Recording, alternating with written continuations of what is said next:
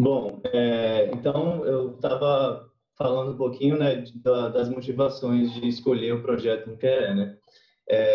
Eu estava imaginando alguma coisa que tivesse a ver com os processos, né? Mais do que o resultado final, né? Tendo visto que é uma consequência, assim, né? Então, eu estava vendo algumas coisas assim que tinham mais a ver com o meu TCC, na verdade. Aí eu acho que para a temática que a gente tem trazido assim não tinha muito a ver, não, igual o projeto do Copromo, ou urbanização da favela do Sapê, que eu não sei se vocês já chegaram a ver alguma coisa. Aí eu decidi trazer um projeto mesmo e lembrei que o Querer estaria no congresso, né? No UIA, não sei se eles teve alguma coisa online, assim, que teve, né? Mas foi onde eu tive o primeiro contato, assim, com ele. Até então eu não conhecia, né?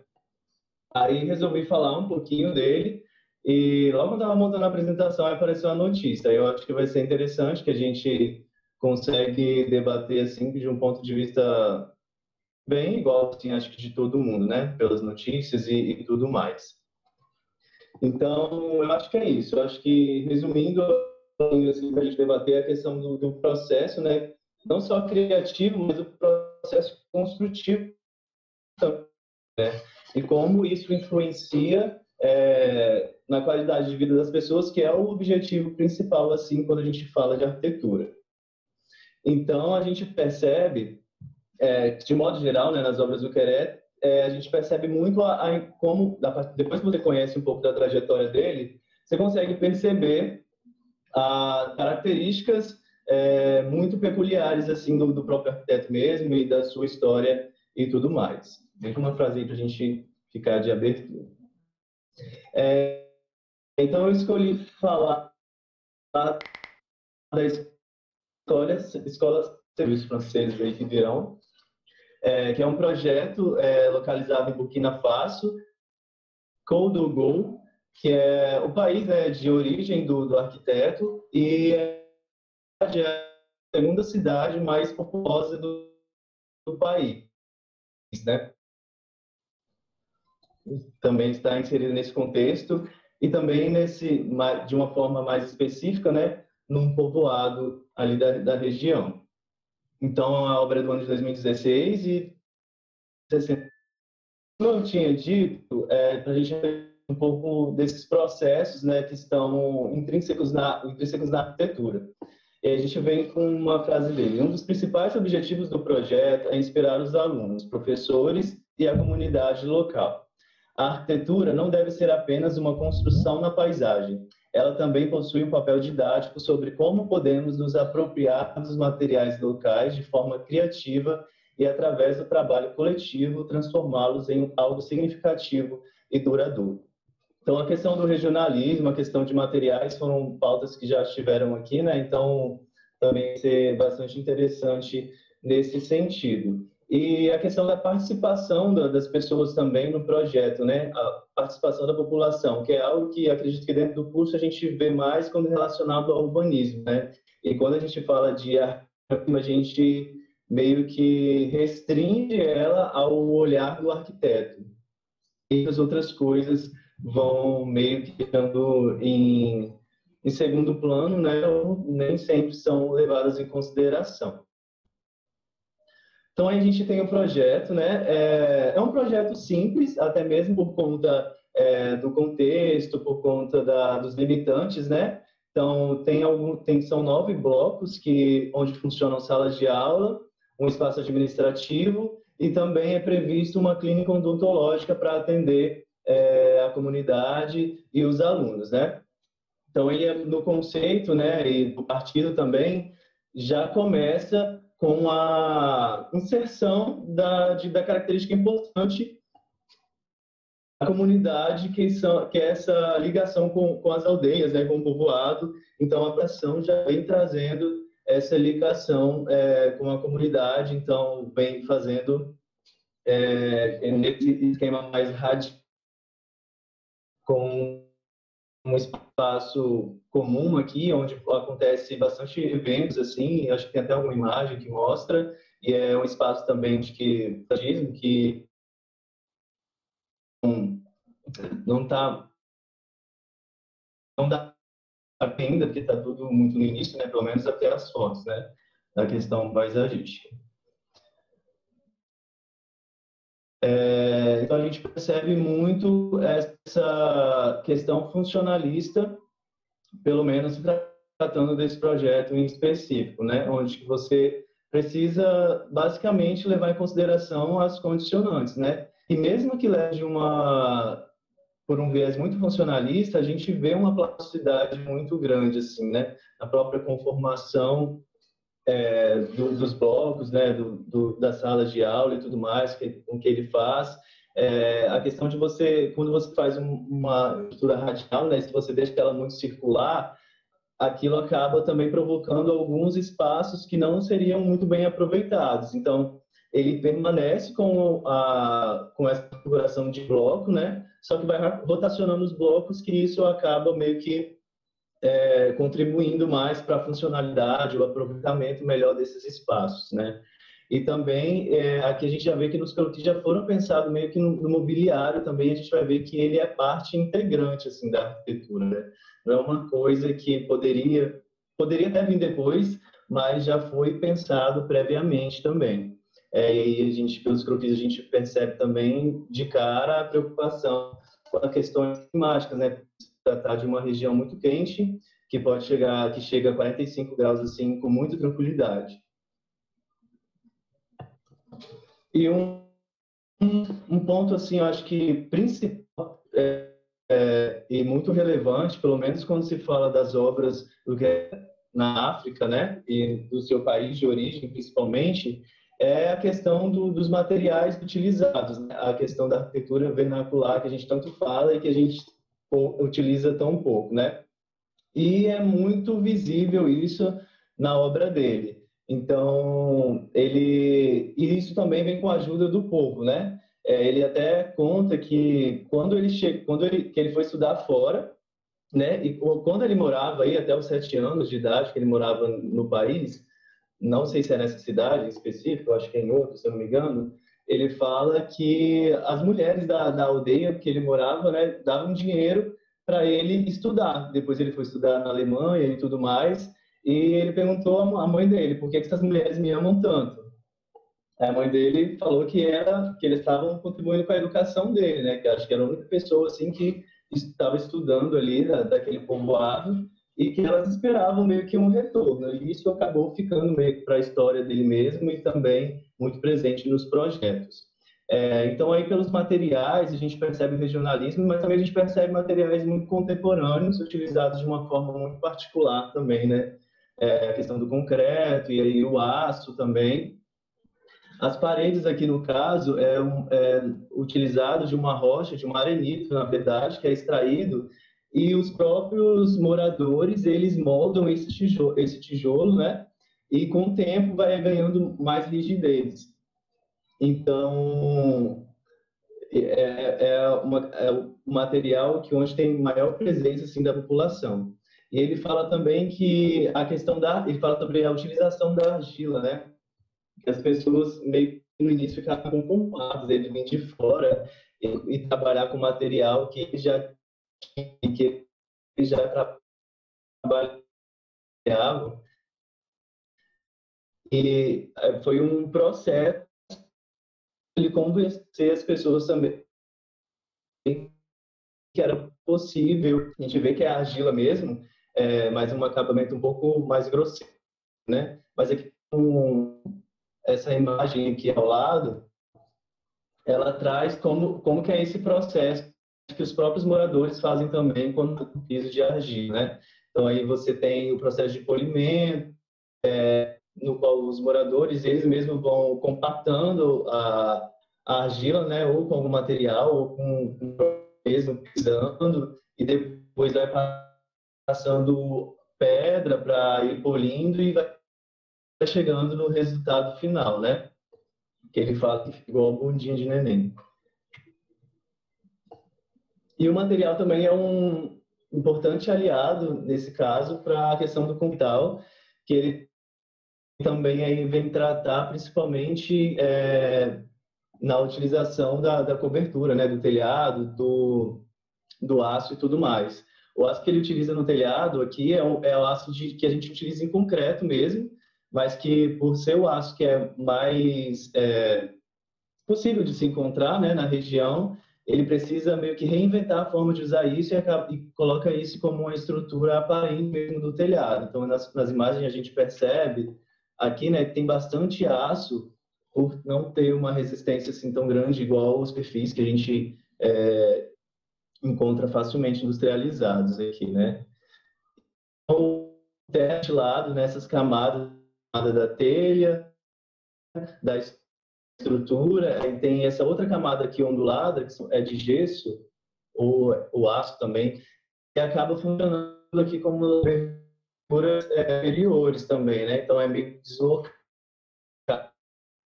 assim da local, né? Que é retratado que a iluminação lá só é usada à noite mesmo, né? Quando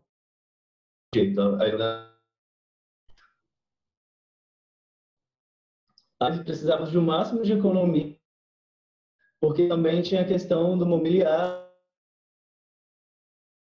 mais que eles precisavam. Ilustrando mais um pouquinho as estratégias, né?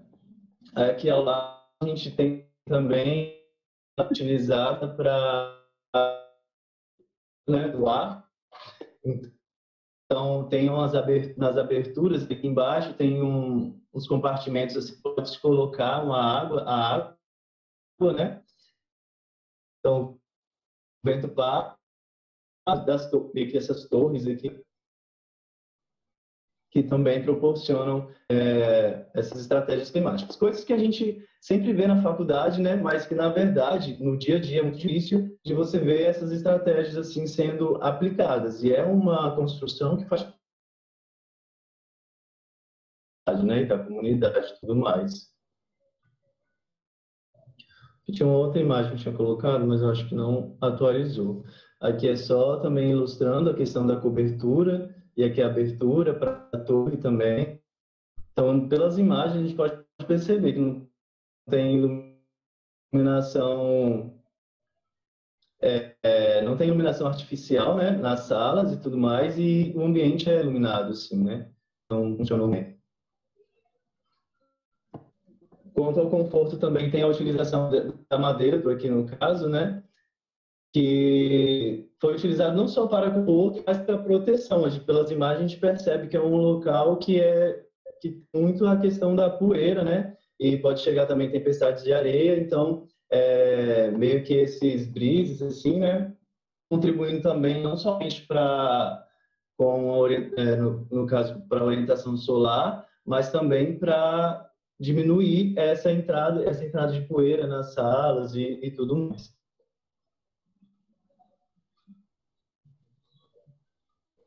Eu acho que só repetiu. Ele coloca também, ele faz uma frase, né, que na chuva, que lá tem muita chuva, assim, em muitos lugares acabam alagando, mas que tem um benefício que os moradores da região tiram, que é a areia e o cascalho que eles utilizam também para construir, para fazer os processos construtivos, né? Então, está aí uma presença muito forte também, a questão vernacular e tudo mais, da participação da população construção mesmo e da criação desse sentimento de pertencimento da comunidade, né? A gente pode ver a imagem do pátio Gila e uma imagem essa maquiagem que tem um tratamento diferente do que está ao redor, né? Então passa por um processo, como eu sei que os procuradores contribuem também. Aqui, ó. Aqui a gente vê o tratamento da argila, tudo mais. Aqui, como a ação com a comunidade.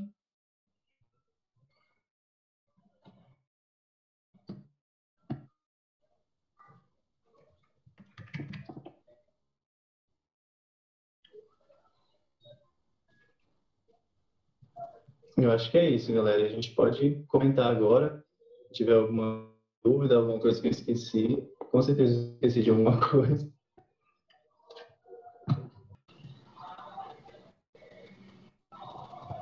Dá para me ouvir?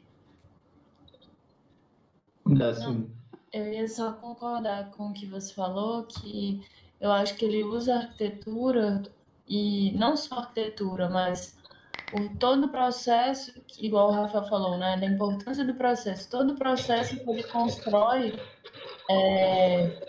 para chegar no final e ter a arquitetura como um ato de reforçar a identidade das pessoas que estão ali. A arquitetura, quando ela é concebida, quando ela é construída de verdade, eu acho que ela começa a ressignificar o local, traz um novo significado para a própria cidade, né? Como esse projeto. Eu acho que muda a dinâmica da cidade e começa a trazer pontos. As pessoas começam a observar coisas como até mesmo a identidade sendo reforçada, traz um teor social para a construção dessa cidade mais alto, sabe? Não sei, eu acho que eu tenho essa sensação, acho que eu acredito muito nisso. eu acho que é isso. Eu acho que acreditar, né, também de que a arquitetura ela pode contribuir para um desenvolvimento da cidade. Se a gente for olhar aqui na própria implantação, né, ele poderia muito bem ter implantado isso de uma forma muito mais próxima da população, né, do povoado ali e tudo mais. Mas a gente percebe que é destinado uma área visando meio que o desenvolvimento da comunidade, né, que é esse o objetivo, assim, né, que as pessoas possam ter meios de se desenvolver, de ter uma qualidade de vida melhor, não só no aspecto arquitetônico, mas também quanto à educação e tudo mais que é necessário, né? Agora eu fiquei com uma Oi, oi, oi. dúvida. Eu não sei se você vai Fala. saber me responder.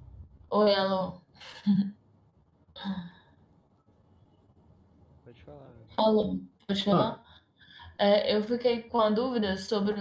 Eu acho que você comentou que esse projeto ele fica numa das cidades mais populosas do país, certo? isso, é a segunda cidade mais populosa do país. Quantas pessoas que você falou que tinha, mais ou menos? O número de habitantes eu não vou lembrar agora, não. É porque eu Deixa eu fiquei ver aqui. pensando nessa informação quando eu olhei essa imagem, entendeu? É muito esprairada, é muito assim. Aí eu fiquei só pensando nessa informação, mas é uma coisa à parte. Hum, É, isso que eu tinha falado que, tipo assim, se você imaginasse a arquitetura dele numa cidade, é, sei lá, em outro lugar, uma cidade mais adensada, Mais densa, a arquitetura dele parece que não faz tanto sentido mais. Ela fica quase como aqueles prédios modernos, isolados, escultóricos, né? Se você inserir ele totalmente. numa cidade. Mas como tá nessa área aí que tem um caráter meio rural, muita área verde, um jardim, quase uma cidade de jardim, a mais que uma cidade de jardim. Então aí faz sentido. Mas eu acho que é uma questão cultural também. eu também penso exatamente sobre isso, né? Esse foi um. Ele ganhou o prêmio Pritzker agora, e a arquitetura dele ela é voltada para aquele local. Às vezes eu tenho a sensação de que, vamos supor, tem uma arquitetura que, entre aspas, está na moda. E ela começa a ser replicada em outros lugares, mas não faz muito sentido, já que você precisa saber onde ela vai estar inserida, e a forma dela tem ligação com aonde ela vai estar inserida. Então, por que você tem que, tipo assim, multiplicar isso em outros lugares só porque isso é, foi bem sucedido? Na verdade, eu penso que o que a gente tem que pegar são os conceitos, né? Os conceitos tipo assim, tentar aplicar os conceitos do porquê isso foi bem sucedido. É isso. Sim. E tem muita gente nessa cidade, meu Deus. Eu tô confusa, né? Luiz, pode falar, você que tava querendo falar.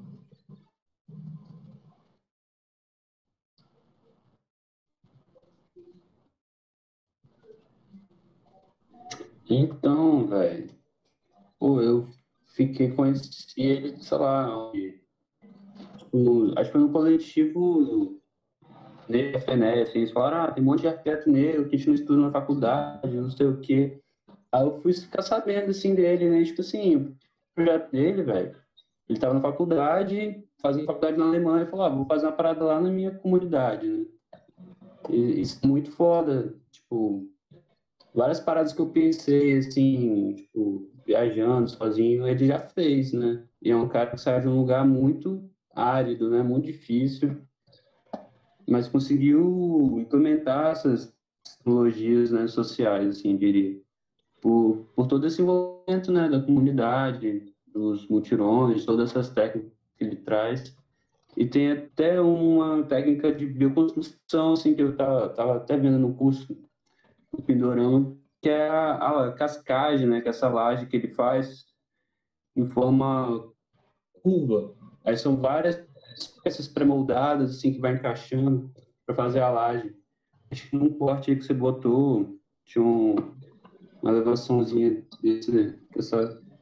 dessa laje. Essa daí, ó, tá vendo? Ó, essas aí mesmo.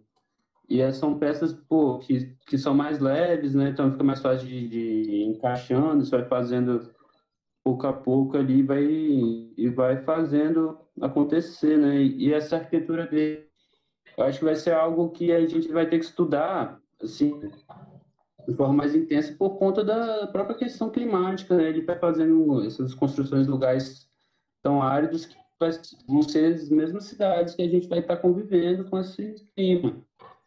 Então, ele também vai trazer essa inovação, né? Tipo, a arquitetura dele tem essa ancestralidade, né? De pegar as referências locais, de ter todo esse envolvimento com as pessoas. E a gente vai precisar dessas arquiteturas para superar o calor da cidade que a gente está fazendo. Tem uma outra construção dele, que acho que era para um museu, uma biblioteca, assim, na África também, em que ele pegou a tecnologia local de fazer barro, fazer jarros, né, de barro, e usou como se fosse parabóia na cobertura. E ficou, tipo assim, muito sensacional. O jogo de luzes, né? Como que ele traz toda essa textura que você, com a obra dele, você consegue já ver a assinatura dele. Mas a arquitetura dele é para além do objeto em si, né, da construção, né, é para a sociedade. E a forma que ele enxerga, eu acho que é o que mais falta dentro da arquitetura, assim, é a forma de enxergar as pessoas, né? Porque a gente acaba, muitas vezes a gente não consegue fazer um projeto para as pessoas, a gente faz projeto para a empresa, sabe? Tipo, esses grandes arquitetos aí, eles fazem aquelas obras colossais, que Calatrava aí, que o Leandro tanto adora. Você acha que ele pergunta assim, qual é o impacto ele vai ter ali no entorno, na sociedade? Eles acham que é só trazer turista, só, sabe? Tipo, não é uma arquitetura que vai estar no dia a dia das pessoas. Essa daí é para o dia a dia das pessoas, né? É para fazer parte e se tornar a comunidade em si mesmo. Bota fé. É isso. É um contexto muito paradoxo, assim, né? Porque eu acho que é um exemplo mesmo da arquitetura como um objeto de transformação, assim, né? Eu acho que é interessante isso porque, tipo, se você pega uma cidade grande que as pessoas não participam do processo e tudo mais, até por conta também da escala da cidade, a escala como que as coisas acontecem, né? Acho que o julgamento da obra ele é muito mais assim, muito mais crítico no sentido ruim, né? Então agora você vê essa obra, se as pessoas participam ali, as pessoas da comunidade estão participando junto, acho que elas não deixam nem falar mal do lugar assim, né? Então já cria a sensação de valorização mesmo do lugar muito natural, né? Eu acho bem simbólico também, né? Porque, tipo, as pessoas que se juntam para fazer aquilo e constroem, tipo, tem essa visão de a gente pode também. Não é porque nós não conseguimos aqui ter estruturas super modernas ou, sei lá, super tecnológicas, que a gente não pode ter algo muito bom, algo que tenha relevância para um cenário assim que ultrapasse a cidade, que ultrapasse o local, que vá para um nível mundial mesmo. Isso é bem legal. Acho que é a Irina que fala, tem uma palestra dela que ela começa a falar sobre o início das aplicações sociais no Brasil e sobre ter perdido a participação popular na hora de construir. Eu acho que tem um pouquinho com o que o Luiz estava falando, né, de construir para pessoas, com a participação das pessoas, essa ligação que tem. Não sei. É interessante porque existem algumas vezes que essa relação do cliente não, né, do usuário, no caso aí a população com o arquiteto, ela é muito difícil, porque, por exemplo, se a gente pegar no início, antes dele ter ficado famoso, etc., ser consagrado, as pessoas na cidade dele não acreditavam nele. Ele construir com argila, fazer projetos com materiais ali locais, com certeza eles não acreditavam. Então, de certa forma, o arquiteto, no caso ele teve que se impor sobre a população com uma certa ética profissional, né? Porque você tem que se impor, mas tem que garantir que você está se impondo de uma forma boa. Até um certo ponto em que a população começou a acreditar nele, e aí a relação entre usuário e arquiteto começou a fluir bem. Mas eu acho que existe muito um primeiro momento ali em que o arquiteto ele é meio que um ditador, assim, né? Ele vai falar com a voz técnica e vai falar, ó, é isso aqui que funciona, etc, etc. E é meio que isso que a gente não tem em muitos lugares, né? O arquiteto ele perdeu muita voz em diversas esferas, né? Hoje a gente não consegue mais ser uma pessoa um profissional que tenha a voz técnica, a razão, né, no que a gente produz. Isso se dá por diversos fatores, né? Por incompetência nossa mesmo, da academia formar decoradores, etc, etc. Gente que não tá nem aí, que geralmente estraga a profissão e também por incorporadores, capital, etc. Esses problemas do dinheiro mesmo, né? Que estão ali fazendo uma pressão do contrário da boa arquitetura, né? E ele conseguiu, ele fez essa relação funcionar, pelo menos num segundo momento, eu diria assim. Eu não sei exatamente como foi, mas eu acredito que deve ter sido um segundo momento.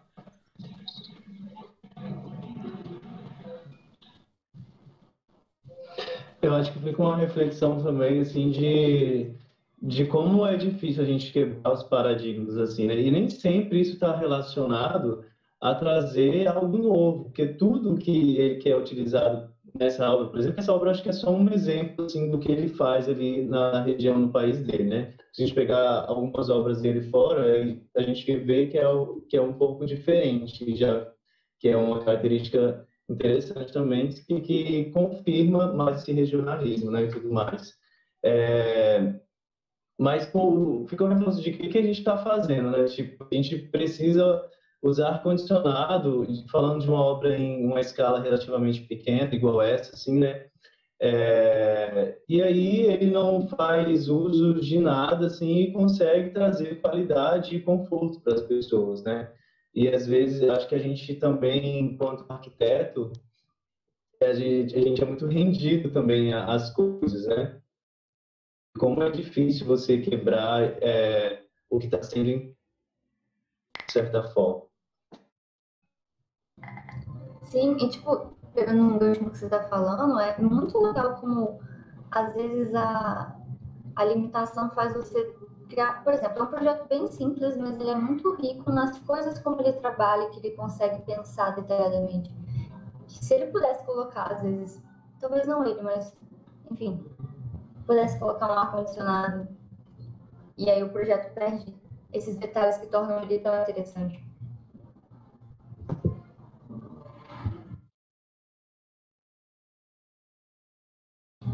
Eu ia falar uma coisa, mas agora eu me perdi um pouco na minha linha de raciocínio, mas era sobre esse diálogo que o arquiteto tem com a comunidade, né? Tipo, que a gente não consegue muito bem explicar, eu digo a gente de forma geral, assim, e justificar as nossas escolhas para dar um valor.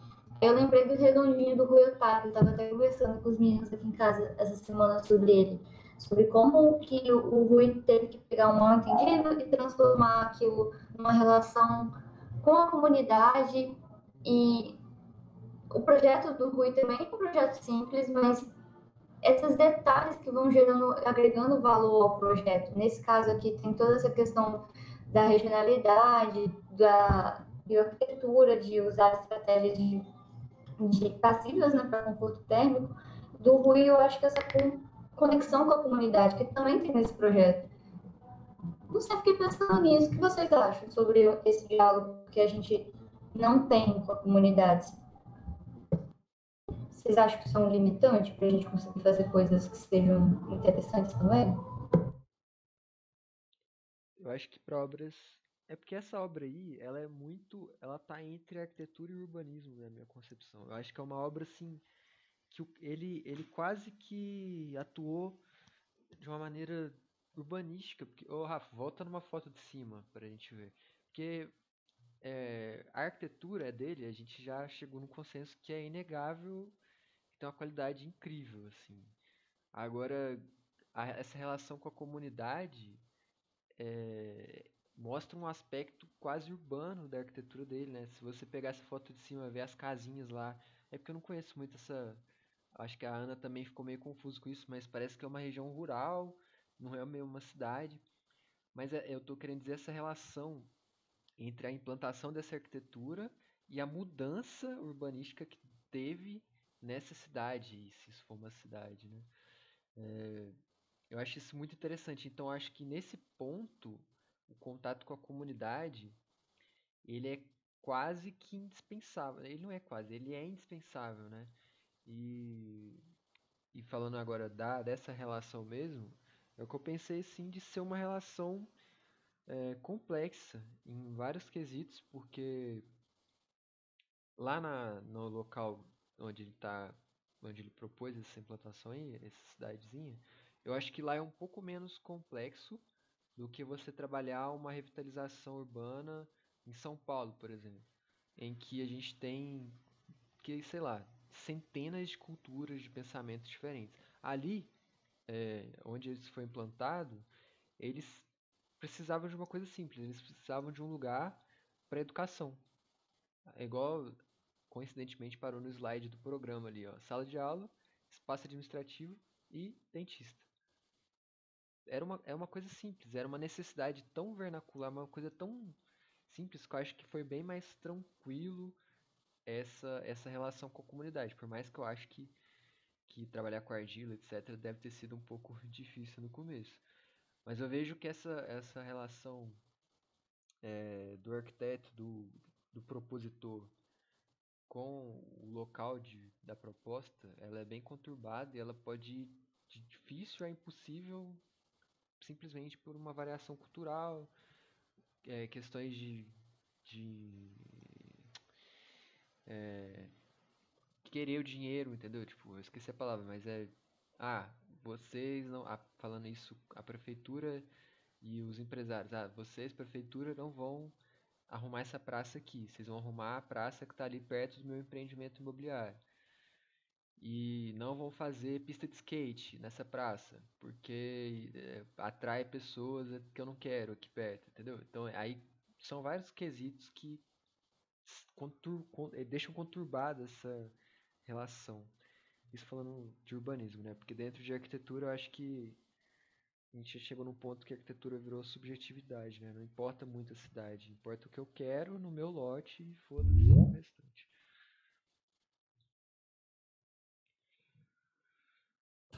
Eu concordo. Eu acho que sua fala, tipo assim, ela é muito realista, tipo, ok. Mas a minha forma de pensar nessa relação, eu não sei se a pergunta da Cécia foi, tipo assim, sobre o que ela acha que a gente devia fazer ou o que está acontecendo, mas o que eu acho que a gente devia fazer é o que o arquiteto, na verdade, né? Porque eu acho que todo mundo que tem essa consciência é que a gente tem que entender que a gente projeta espaços para as pessoas ficarem mais felizes, mais confortáveis. Tem esses pontos básicos, mas assim, de certa forma, elas muitas vezes já sabem fazer isso, entendeu?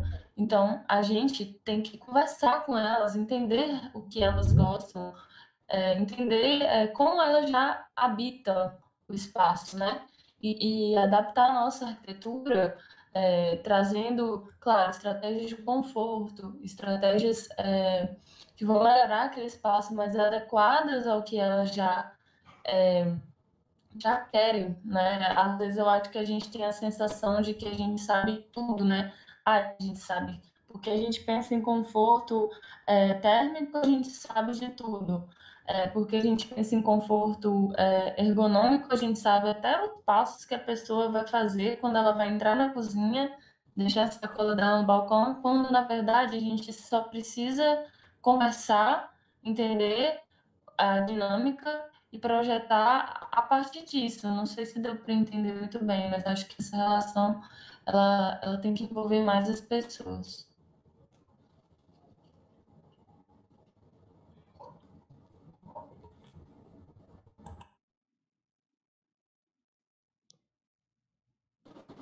Oi, gente.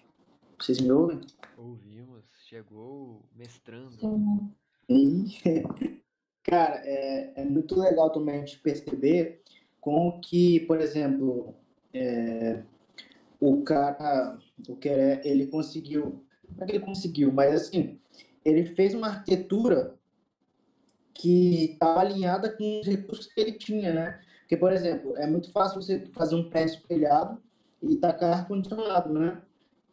Para poder refrigerar. Só que aí, no caso, como é uma escola e aparenta, igual vocês falaram, ser uma zona rural, uma zona mais inóspita, ele teve que usar os recursos que a própria natureza dá, né? Tipo, tanto para poder fazer a construção, quanto para poder dar uma qualidade ambiental para o espaço, né? Então, a gente vê como é a diferença, né? Na hora de projetar e como que as limitações fazem a criatividade, às vezes, aflorar, né? Eu achei muito maneiro essa construção. E estava falando com o Rafa também que é muito interessante você ver como que a África tem uma riqueza de cultura assim, gigantesca e eles têm uma identidade visual maneira, assim, cara. É foda, porque tipo, você bate o olho, assim, a gente estava vendo umas construções, além dessa que o Rafa apresentou, você bate o olho nas construções, você vê que tem ali um DNA do continente africano, né, através dos padrões que eles colocam nas fachadas e tal. Então, eu acho isso muito, muito foda. Teve aquele grupo que a gente assistiu na escola da cidade, lembra? Lembra um pouco. Eu lembro um pouco como é que eles trabalham. Banga. Hã? Acho que é. Acho que é. Pode falar que eu vou mandar o nome do. Acho que é Banga, sei, um negócio assim. Também era muito interessante, eles têm exatamente isso que você falou, né? Esse DNA africano. E eles fizeram. é, Isso que eu queria falar, agora que você me lembrou disso. Que, tipo assim, eles fizeram uma pesquisa, né? Eles saíram, iam pesquisando coisas da cultura africana, continente afora. E aí pegavam tudo isso, essas fotografias, feiras, etc. E com essas coisas eles faziam colagens, né, digitais, igual que a galera tem gostado de fazer. Faziam desenhos, esboços, artes, e com isso iam projetando, fazendo mobiliário, né? E eles foram criando uma linha de design que era africana, né? Se eu não me engano, era isso. E eu acho que é muito interessante essa diferença do grupo, do Banga, com ele, porque ele simplesmente ele não precisou fazer essa pesquisa. Ele pegou coisas que já existiam da onde ele cresceu, técnicas, etc., somou com o aprendizado técnico que ele adquiriu e com tudo isso junto, somado, ele formou, né, a carreira, o portfólio dele de obras, que tem muito essa raiz aí. E eu acho que ele também não só pegou coisas que já existiam e criou um design, como ele também começou a ditar esse design. Eu não sei, pra mim, sempre quando eu vejo essas obras dele, eu identifico muitas coisas assim que agora já se tornaram quase um design africano mesmo. Tipo, essa implantação de parte central, com blocos. Existem algumas obras dele que eu acho assim, sempre que eu vejo eu falo, é dele. Que é que ele faz essa cobertura que é afastada da vedação, né, para ventilação. E isso tudo começou a virar quase que uma marca, né, da arquitetura africana. Cara, só complementando e fugindo um pouco do tema, esses dias eu e Rafa, a gente estava conversando sobre isso. Tipo, que a gente queria. A gente estava refletindo sobre como que a gente fica engessado em alguns nichos e como que a gente pode fazer para sair disso, né? E aí, a gente estava falando sobre estilo, porque às vezes você pode trabalhar em vários nichos e você ser reconhecido pelo seu estilo. Aí a gente estava falando sobre o Super Limão, né, um escritório brasileiro, que eu não sei se todo mundo conhece, né? Que, assim, eles envolvem muita tecnologia nos processos deles e uma coisa muito mais atual, contemporânea, inovadora. Isso meio que tornou uma marca registrada deles. Então, eles trabalham em várias áreas, tanto residencial, comercial, trabalham na questão urbanística e tudo assim. Eles têm uma liberdade criativa muito grande e conseguem se diferenciar, né? Eles não são só mais um escritório tentando achar um nicho. Eles trabalham em todos os nichos e conseguem imprimir a personalidade deles em todos. Eu acho que é exatamente isso também, pelo que eu vi do Queré. Honestamente, eu não conhecia ele, mas eu já tinha visto algumas obras. E aí eu vi uma obra que ele fez para o Coachella, por exemplo, né? E eu achei incrível. E era uma parada assim que eu estava doido para falar em relação, porque eu gosto muito de festivais, né? E aí eu queria falar sobre a relação da arquitetura com os festivais e tal. Mas, enfim, aí aquela obra dele lá no Coachella, por exemplo, você consegue também ver os padrões de um DNA africano, né? Eu não conhecia ele a fundo para falar assim, poxa, essa aqui parece uma obra do Queré. Mas eu sabia que tinha uma pegada ali um traço do continente africano. Então, isso é distinguível, né? E essa é como se fosse uma personalidade arquitetônica dele. Isso é muito incrível. Essa do Coachella, ela é quase ela é quase explícita assim, né?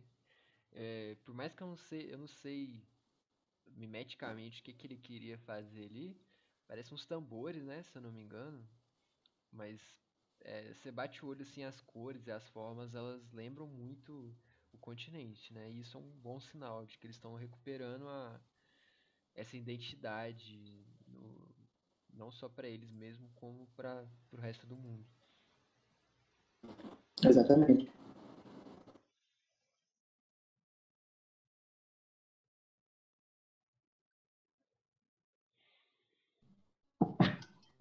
É isso, galera.